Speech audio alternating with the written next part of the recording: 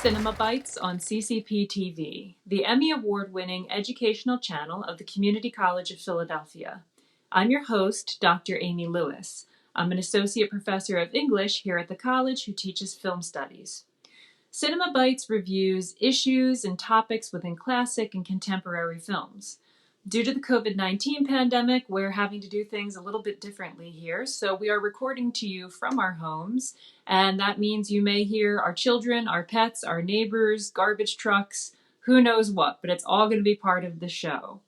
In today's episode, we're going to interview Nwenna Kai. Nwenna is an adjunct professor at CCP in the English department.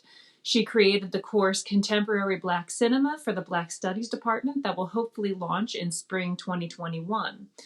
She was a film minor at Howard University and was mentored by Haile Garima, a producer, writer, and director of the independent film Sankofa. While a junior at Howard, she spent a semester in Cannes, France, and interned with the Cannes Film Festival. Her graduate degree is in creative writing, where she specialized in screenwriting at the School of the Art Institute of Chicago. There, she co-produced the documentary The Movement, the Moment, the Man, about the life of Harold Washington, Chicago's first Black mayor. She has created and taught film courses at Lincoln University, such as screenwriting, documenting the Pan-African aesthetic, and contemporary Black cinema. While at Lincoln, she invited Oscar-nominated cinematographer and fellow Howard University alum Bradford Young to speak to the students at Lincoln University. Welcome, Nwenna. Thank you. Thank you for having me. Well, this episode is actually part of a series Nwenna and I will be doing on Black film and Blackness in films. So today we wanted to explore the topic of Black masculinity as it appears in films. So to do that, you really wanted to look at clips from three different films, Fences, South Central, and Bad Boy. Why did you choose those three films? Okay, so Fences is set in a different time period than South Central and Baby Boy. They are, and then they're all, and then South Central and Baby Boy were all about sort of part of this like sort of urban cinema collective. But they all deal with masculinity in different ways. And they all sort of deal with this idea around transformation with masculinity. So that's why I chose those three films. There's so many films that I could have chosen, but I decided on those three. Yeah, it can be really hard to narrow it down sometimes. Yes. Now, you wanted to start with Fences. And before we talk about Fences, because maybe not everybody who's watching this at home has seen it, I thought it might be helpful if we view the trailer first, just to kind of give people an idea, and then came back and talked about it. So here is the trailer for Fences. When I first met this woman, I saw Rose and I latched on to her. I told her, baby, I don't want to marry. I just want to be your man. Rose told me. I told him if he wasn't a mankind, and move out the way so the mankind could find me. That's what she told me. You're in my way, you're blocking the view, move out the way so I can find me a husband. Where Corey? I want him to help me with this fence. He got recruited by a college football team. It ain't gonna get him nowhere. If he be like you in the sports, he gonna be all right. Ain't but two men ever played baseball good as you. And what'd it ever get me? I ain't got a pot to piss in or a window to throw it out of. Hey, Pop, can I ask you a question? How come you ain't never liked me? What law is there say I got to like you? A man is supposed to take care of his family. You live in my house, fill your belly with my food, put your behind on my bed because you're my son. Now, don't you go through life worrying about whether somebody like you or not. You best be making sure they're doing right by you. Corey just trying to fill out your shoes. I don't want him to be like me. I want him to get as far away from my life as he possibly can get. You're the only decent thing ever happened to me, Rose. You can't be nobody but who you are, Troy. That's all you got to measure yourself against the world out there. Rose, I got something to tell you. I don't know how to tell you this. Why, Troy? Why? You ought to know it's time. I don't want to know, damn it! What you ever given me? Your feet, them bones that pumping hard. You never done nothing but hold me back, afraid I was gonna be better than you. Everything that boy do, he do for you. It's not easy for me to admit that I've been standing in the same place for 18 years. Well, I've been standing with you. I got a life too. Don't you think I had dreams and hopes? What about my life? What about me?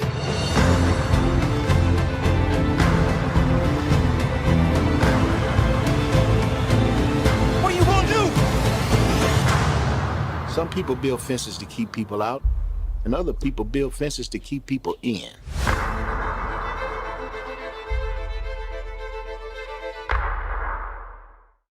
All right, so when we're taking a look at the film Fences, how would you describe the Black masculinity in this film, how it's portrayed?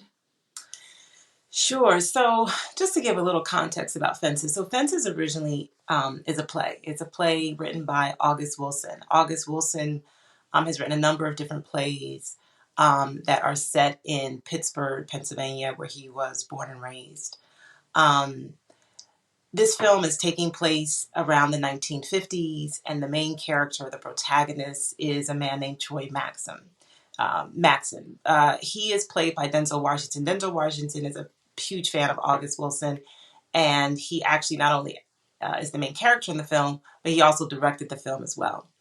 What's interesting about the film is that even though it's a film that's been adapted from a play, it takes on this very theater-like feeling.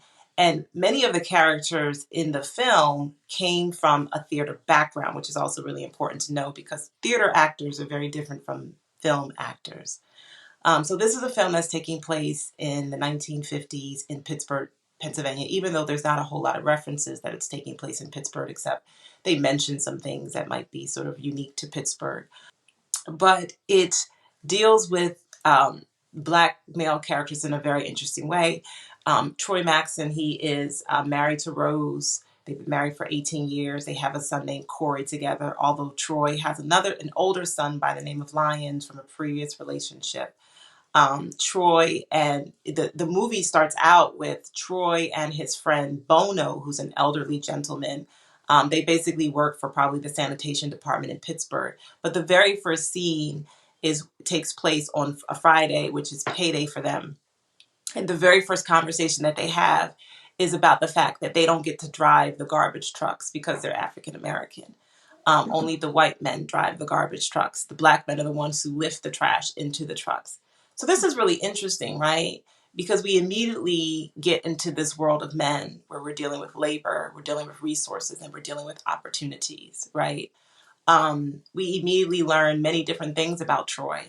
We learned that he was at one time a great baseball player, but he didn't have he was too old to get into the Negro baseball leagues because Black men at that time weren't able to play with white men in baseball. So we get this sense that he's a man who's struggling with the idea that he has not been able to sort of manifest his dreams, right? And what happens when men are not able to manifest their dreams? How does that look like, in a family structure? How does that impact their lives? There's a number of different things that happen in the movie. We learn that his son Corey, is someone who has dreams of being a football player. And Troy sort of downplays that, and we learn that he sort of downplays that because of his experience in playing sports. So this film, it really stretches the sort of spectrum when it comes to masculinity and when it comes to Black male masculinity, because masculinity among Black men, especially during this time, is suppressed and it's limited, right? Mm-hmm. Troy can't do but so much for his family. He can't provide but so much for his family, not because he's not a hard worker, not because he doesn't have a good work ethic, but simply because they're not allowing Black men to drive the garbage trucks. And so he can't make but so much more money, because of that. I hope I answered the question. No, absolutely. This movie is it's 2 hours. It's funny because when I was trying to figure out like how we could talk about this, I was like, I should have included more clips. I watched it again for about the 5th time last night.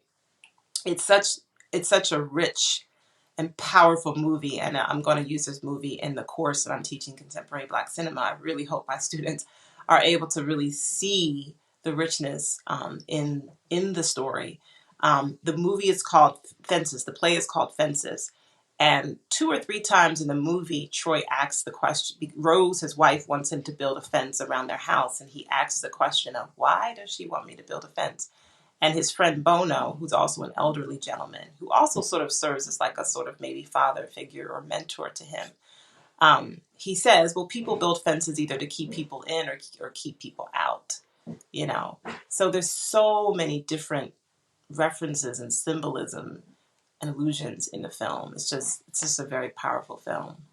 Yeah, and I think it's interesting because so often I've seen, because I'm a big theater person. I was a theater major in college, and so often I see, directors or producers get this idea to take a play and they think this play was great. It was a huge hit on Broadway. It got critical review, and try to translate it to film, and it doesn't quite work. But this is one of the instances where it does work, and it works really well. And so I love that about this film. And I think the performances are great, again, because you mentioned there are a lot of theatrical actors. So I think they kind of got the material, they understood the material. And it just translates so beautifully. And yes, it is a little bit long, but it's not, there's nothing that doesn't need to be there, which I think is wonderful. Yeah. Now, you wanted to talk about a scene that is kind of being referred to as the same spot as you scene. Yeah. So let's watch the scene first, and then when we come back, you can tell us a little bit about it. We ain't talking about baseball. We're talking about you going off and laying up with another woman and bringing it home to me. That's what we're talking about. We're not talking about no baseball. You're not listening to me. I'm trying to explain it to you the best way I know how. It's not easy for me to admit that I've been standing in the same place for 18 years. Well, I've been standing with you. I've been right here with you, Troy. I got a life, too. I gave 18 years of my life to stand in the same spot as you. Don't you think I ever wanted other things? Don't you think I had dreams and hopes? What about my life? What about me?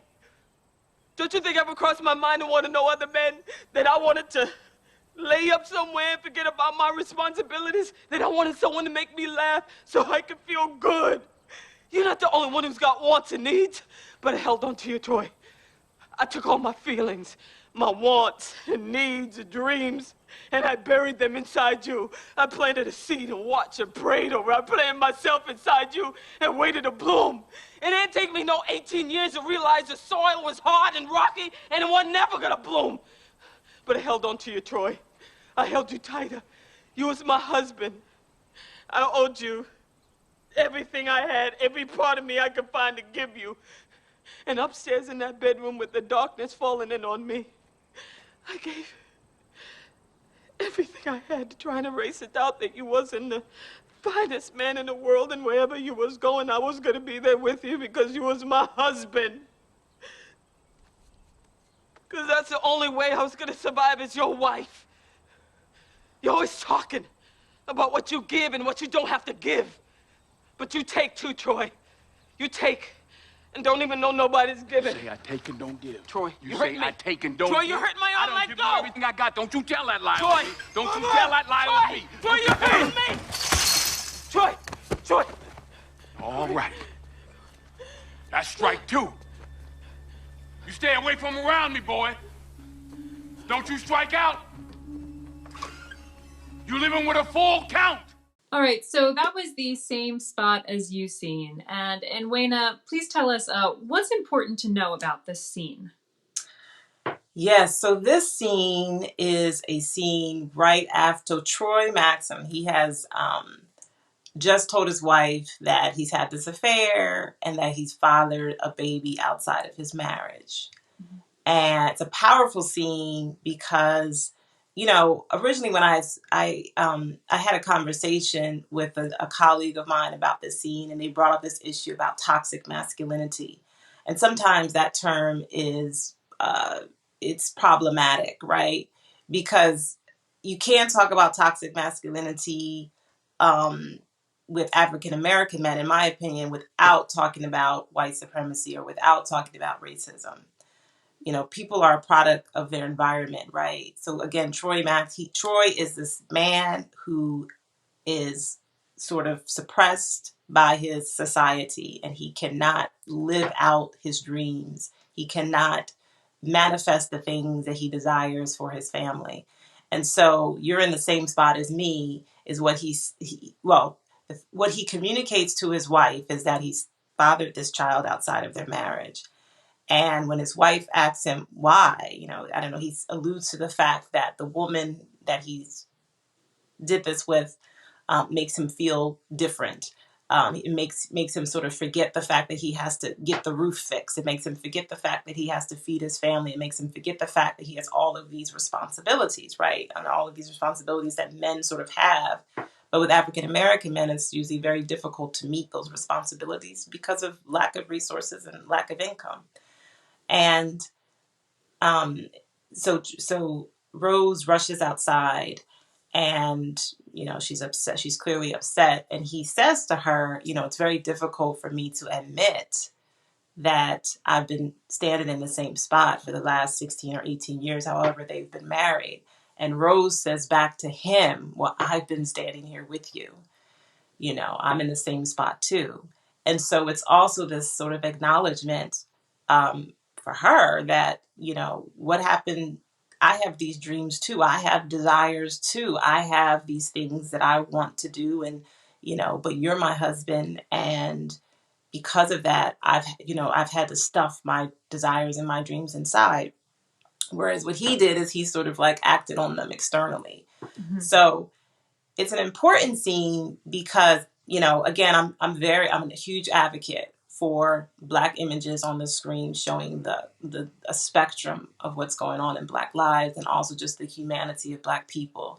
And, many people can quickly rush to judgment with Troy and say, this was terrible of him. Rose is a good wife. She's a loyal wife. She puts up with this stuff. But again, this is, and not to, justify anything that he's done when it's come to his marriage, but this is a man who clearly, has taken responsibility for his marriage and has taken care of his family. But this is also a man who is conflicted and who is sort of, bound by the limitations of the environment that he lives in. And because of that, he's acted out of his integrity with that. So it's an important scene because I think it shows the dynamics of a marriage, and I think it shows the humanity of a man, and I think it shows the sort of lack of acknowledgement that this man had for his wife and for her dreams and for her desires and for her ambitions. And it's a loaded scene. It's a powerful scene. Again, to go back to the theater piece, I think it's, again, theater is just so dramatic. Film is, to me, less dramatic, or I wouldn't say it's less dramatic, but with film, you can do so many things to make it more dramatic. You can add the musical element to it. You can, add special effects and things like that. But in theater, all you have is that person on that stage acting. And I really feel like Viola Davis, who plays Rose, and Denzel Washington, who plays Troy, really bring that theatrical drama into that scene. So, yeah. And I love how you bring up with how many layers there are in that, because as you said, if you take it at face level, it just looks like a guy who's been a jerk to his really nice wife, But when you factor in, white supremacy, socioeconomic status, gender roles, the time period, all of it, it really kind of just shows you how complex that situation is in a way that you may not appreciate it upon, just face value. So thank you for kind of highlighting that. Now, the next film you wanted to talk about is called South Central. Mm-hmm. And again, I thought it might be helpful to show the trailer first, just to kind of give people an idea of the film, and then we can come back and talk about it more.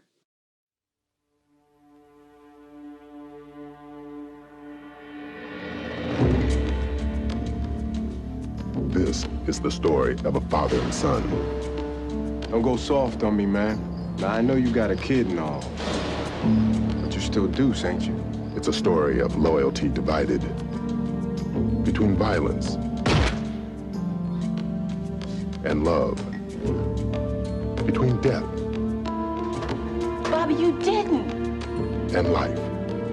Look, you give me some names. Give them to me right now and I'll cut you a soft deal.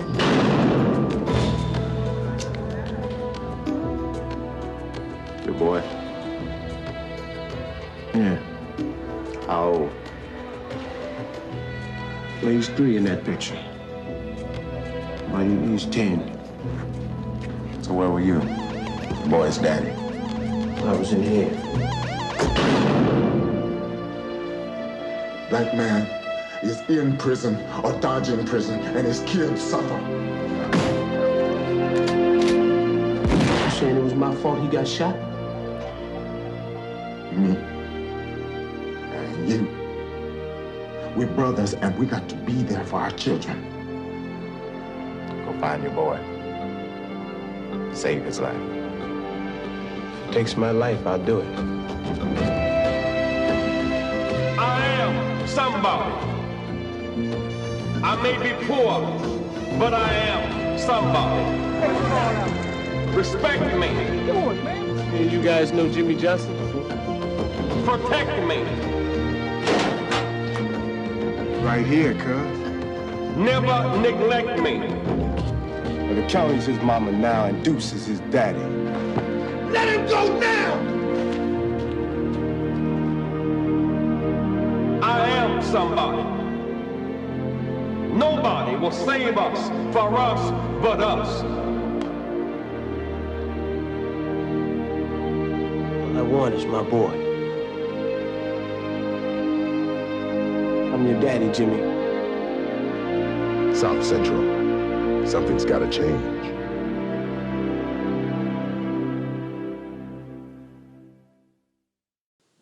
All right, so that was the trailer for South Central. And Nwenna, could you tell us a little bit what South Central is about and why it's an important Black film to watch? Yes. So South Central. Okay, so this is a film. This is one of those Black films that's not directed by an African American director. I can't remember the director's name, but he's not African American. But it's a film with a majority Black cast.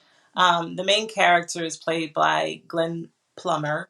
He plays the role of Bobby, and he's in a gang. You know, this is happening in an urban area. I believe it's Los Angeles. And he's in a gang, and he's in a gang called Deuces, right? And so the first scene that we see in South Central is where he's getting out of jail or prison, and he gets in the car with his guys, with his, the gang that he rolls with. And we see him then learn that his girlfriend has had little Bobby. She's had his son. And so he goes to see his girlfriend, Carol. Basically, this is a story about Bobby, who then, he gets involved with this gang. Deuces is this new up and coming gang that's happening in the neighborhood. And he commits murder for the gang. And so when you commit murder for the gang, you don't snitch and you go to prison. So now he's down for doing 10 years time in prison, for a crime for the gang. But the main gang member, whose name I think is Ray Ray, doesn't go to prison. And instead, Ray Ray is out. Ray Ray is making money. And then 10 years flash forward, Ray Ray gets Bobby's son, who's now little Bobby, who's like 10 now, to commit crimes for the gang. So little Bobby's son, is now stealing for the gang and things like that. While Bobby is in prison, Bobby transforms himself, right? He's over with the gang life. He starts to read books. He's sort of being mentored by an older gentleman in the prison, and he's done with his gang life. And so when he gets out of prison, he promises to get his son back. Well, a lot of stuff happens in the meantime. So little Bobby then goes to steal something from some man's house. And this man then shoots little Bobby in the back. He lives, but little Bobby then has to go to a foster home because his mom is now on drugs and his mom can't take care of him and that sort of thing. And so when Big Bobby gets out of prison and he learns that his son's been committing crimes with the gang and his now son is in a foster home, he is determined to get his son back.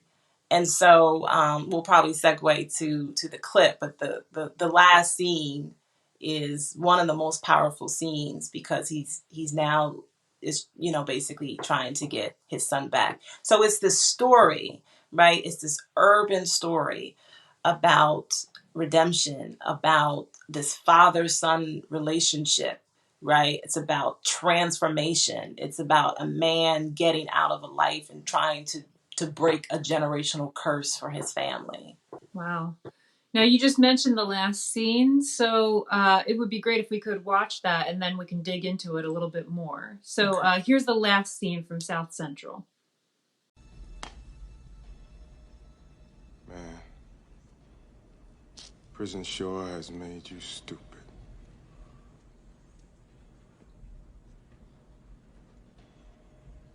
Jimmy, son, if you hit a man in his face, in time, his wounds will heal. And later on, you can apologize to that man. If you steal his goods, later on, you can return those goods, or you can repay him equal value. But if you kill, there is no later on. There's no way to repair it with that man. There's no way to make it right with him or his family. His life is gone forever. You never come back from that.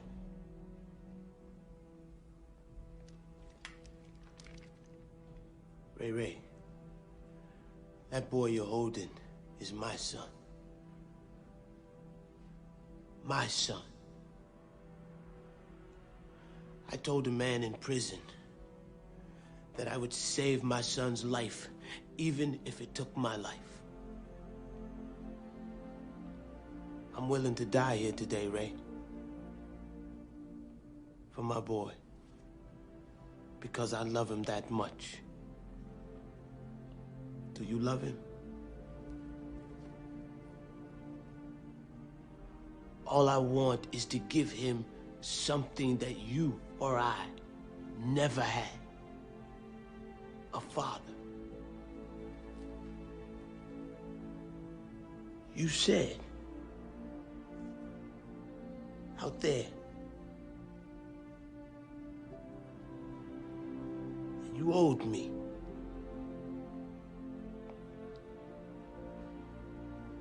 All I want is my boy.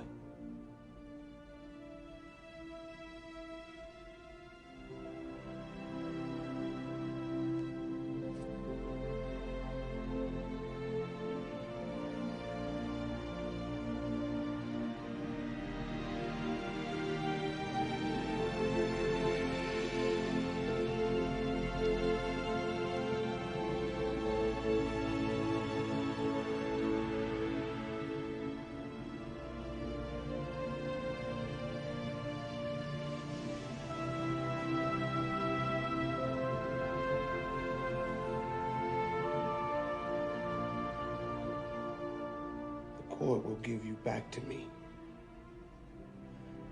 Then we're gonna start this whole thing all over again. And we're gonna do it the right way. Okay with you?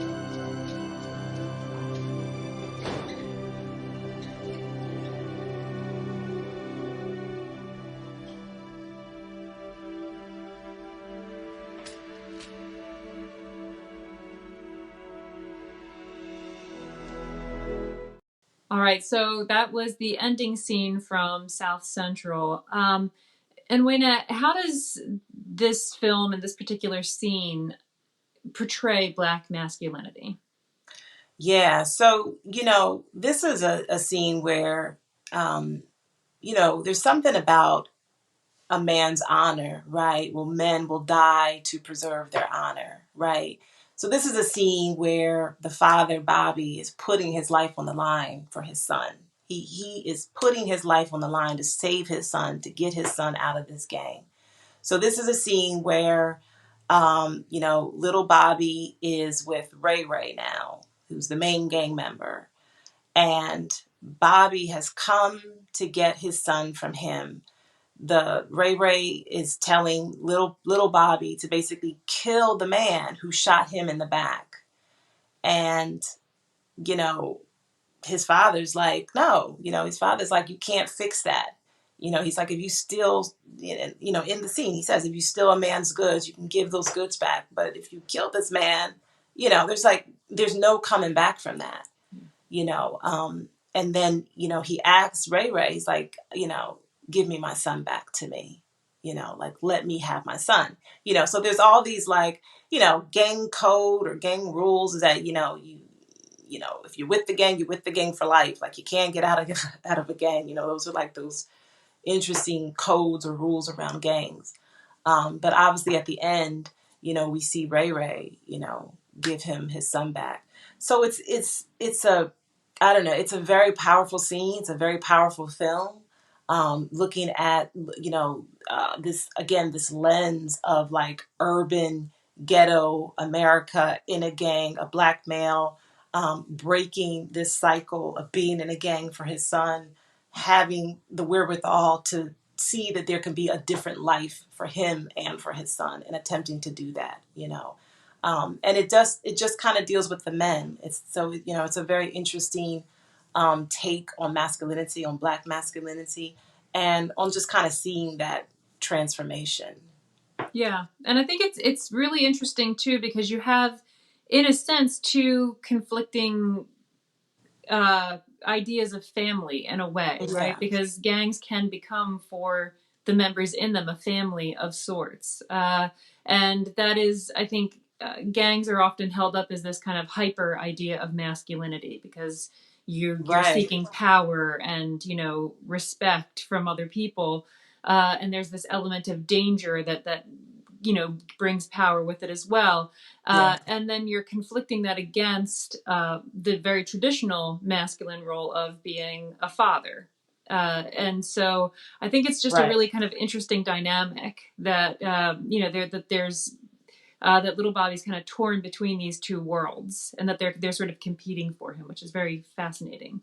Right. And just to kind of sort of piggyback on what you were saying, in the very beginning, we see Bobby just wanting to provide for his family. So again, I go back to this idea that we have around toxic masculinity and the things that men might do.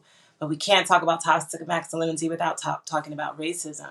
Yeah. And so we don't really quite know what Bobby's background is. We do know that his father was also in a gang and his father was also in prison. So we can just sort of, guess what that was like. But if a man does not have choices and options to legally provide for his family in a way that most men do, right, what do they sort of like resort to doing, right? Because of, in traditional gender roles, a man's job is to provide and protect his family. And that's really what, Bobby was attempting to do.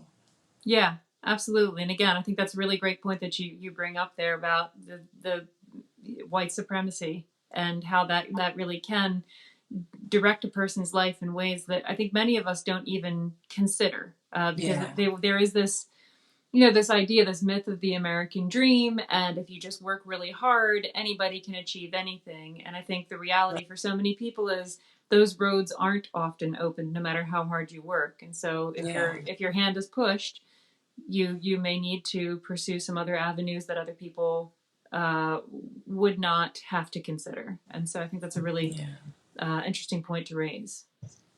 Now, the next film that you wanted to discuss is kind of similar to South Central. It's called Baby Boy. So again, because people might not necessarily be familiar with the film, we're going to watch the trailer first, and then we'll come back and talk about it. Dear Lord, please forgive us for all the sins we have brought upon us, and look down upon us with forgiveness for all the sins we will have in the future. I know you understand that we are perfect, but we try, Lord. Show us the way, and if you can't show us the way, and forgive us for being lost. John Singleton, creator of the breakthrough film Boys in the Hood, brings you a new look at life in the hood.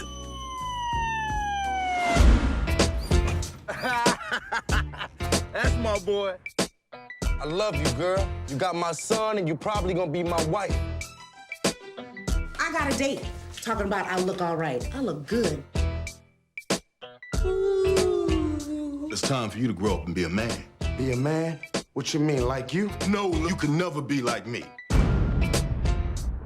Tired of you cheating on me. What is all of that, Jody? That's breaking the code, baby. I wouldn't break the code. I respect the code. What's this? Sensitive ass females. Y'all some unstable creatures. You need to shut up. I ain't gonna say the B word. I'm gonna say unstable creatures. Ain't that the way it go? You know what your problem is, baby boy? You need to stop sitting around here trying to blame everybody for your problems. You my girl. I already told you you can't stay here. My baby daddy ain't having it. Who, Jody? They don't be calling my house asking to speak to my woman. What's happening, baby? Who we gonna kill, Jody Joe? Do something. It's liable to come through with all his homies and shoot me, my girl, and my baby. Jody! Mama! Ready to go to war, huh? Ain't trying to be no killer.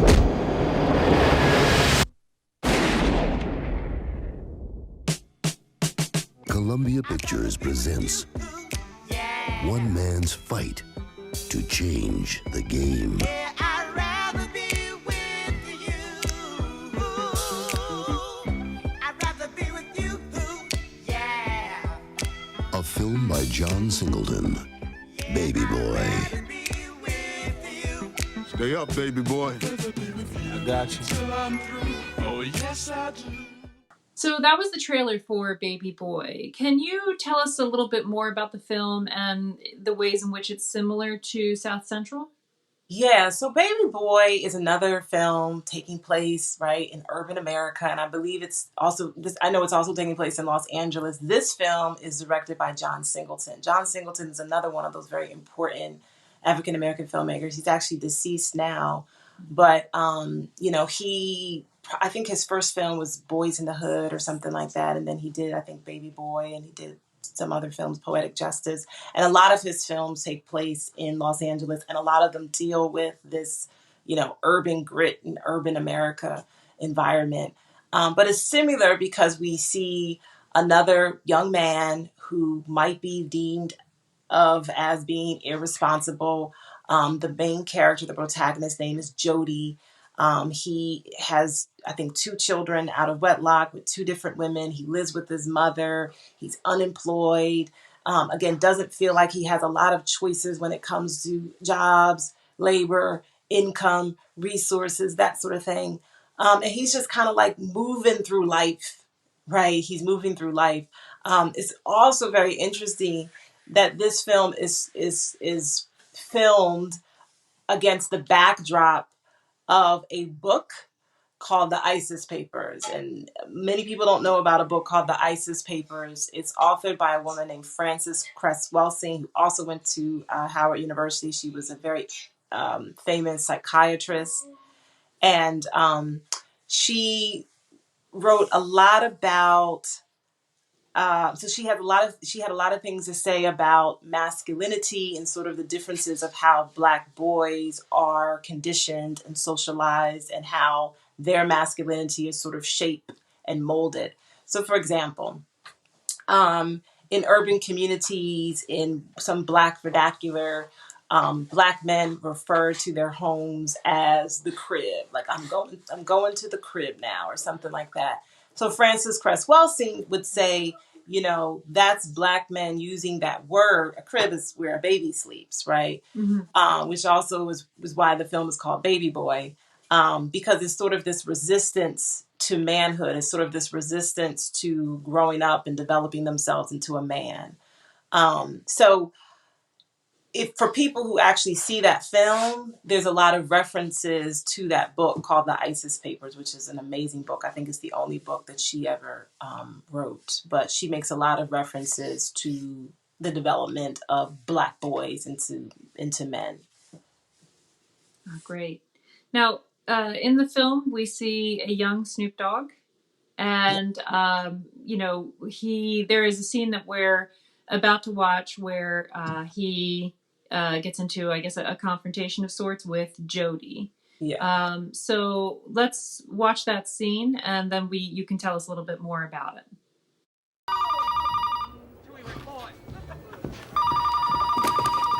But you got a problem me answering the phone all of a sudden? It's ready for me Get your anyway. ass back. Hello? This is a collect call from the California Correctional Facility. Correctional facility? Do you accept the charges? Hell no. Who was just calling you from jail? That nigga Rodney? Huh? Oh, you don't hear me now? Hello? Rodney, he lonely. He just wants somebody to talk to. It ain't deep. Don't trip. Oh, is that why you needed an extra $100 for the phone bill last month? Huh?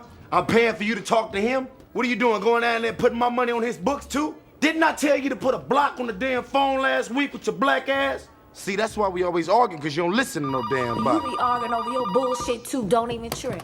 Hello? You have a collect call from the California Correctional Facility. Do you accept the charges? Yeah, I accept. Hello? Hello? Yvette? No, nigga, this ain't no motherfucking Yvette. Put Yvette on the phone, nigga. What? This my phone, homeboy. Don't be calling my house asking to speak to my woman no more. How the fuck is that your house, nigga? You don't even live there. Is this Jody? The Jody that got my boo pregnant and can't take care of his responsibilities as a motherfucking man?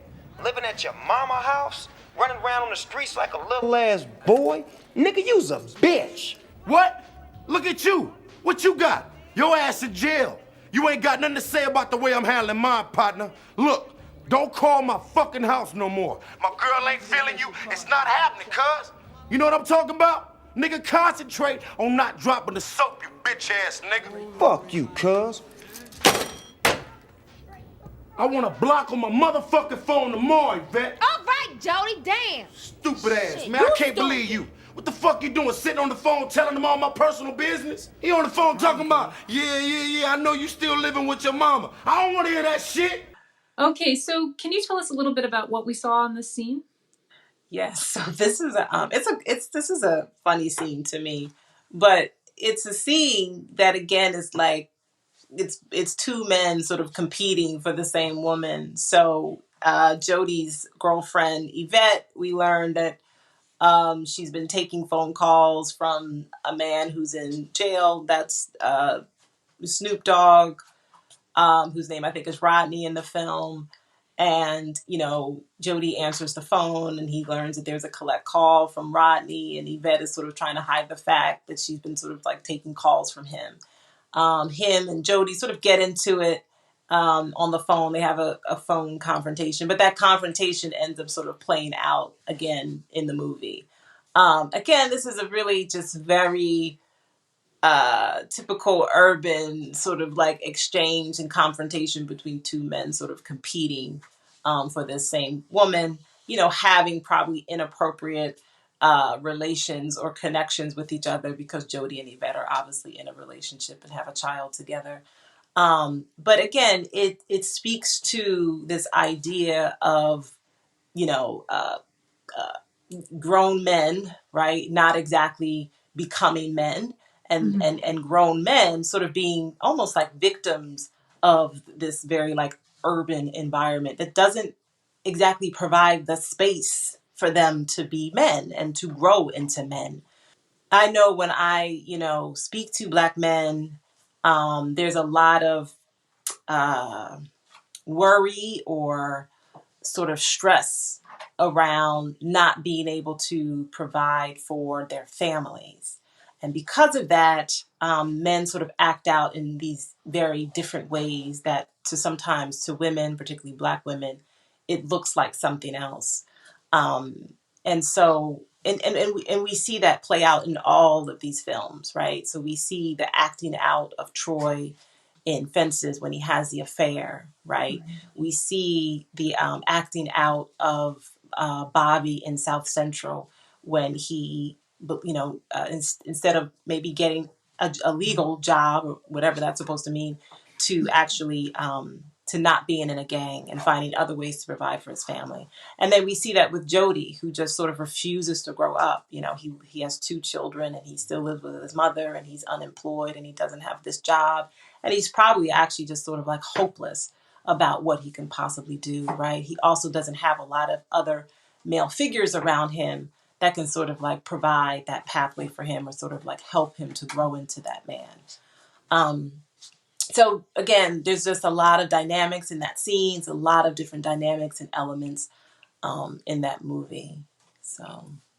Wow. Well, thank you for helping us dig into that. And you know, I like how you kind of connected together and wove together all three films because while I think maybe a lot of people can see the similarity between Baby Boy and South Central, I think not many would see the connection it has to a film like Fences.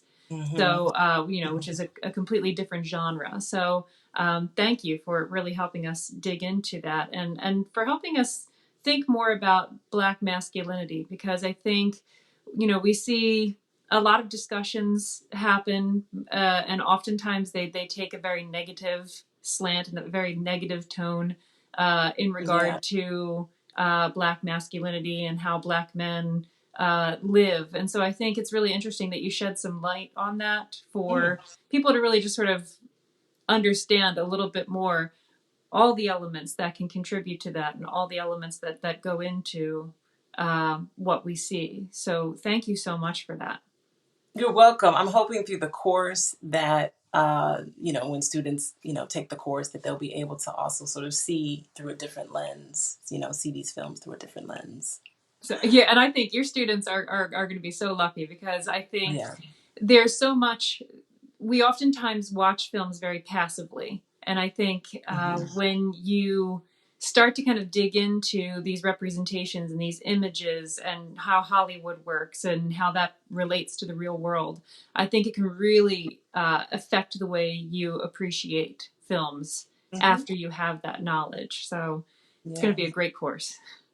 Thank you. Thank you for having me. You're welcome. Oh, my pleasure. Well, that's all the time we have for today. You've been watching Cinema Bytes on CCP TV, the Emmy Award-winning educational channel of the Community College of Philadelphia. Thank you for joining us, and we'll see you next time for the next big film debate.